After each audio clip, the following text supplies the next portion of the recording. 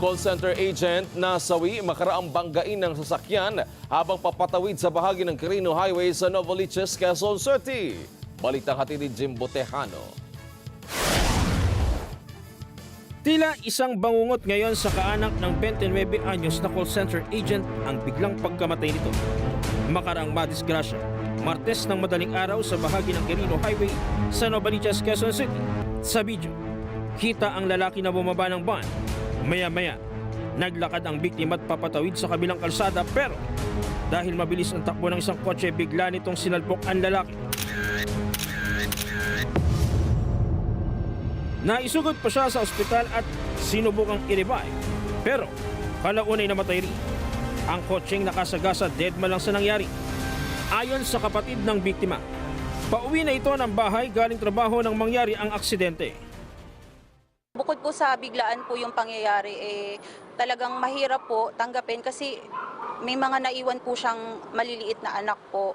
Tapos siya lang din naman po yung nagtataguyod sa pamilya. Patuloy naman ang ginagawang investigasyon at backtracking ng PNP sa mga CCTV upang matukoy ang pagkakakilanlan ng driver ng kotse. Gusto po talaga namin ay managot siya. Kasi po, hindi naman po tama na nakasakit ka na nga ng kapwa mo tapos magtatago ka na parang walang nangyari. So, kailangan po mabigyan ng hustisya yung kapatid namin. Samantala, dead on the spot naman ang 62 anyos na babae matapos pumailalim sa isang truck sa Pasig City.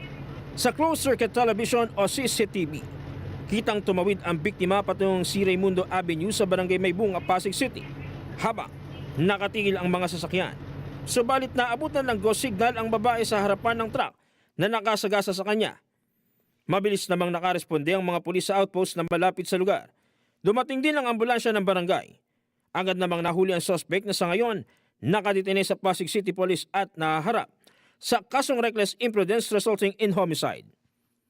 Jim Tejano para sa mata ng Agila. Matatag, matapang, matapat.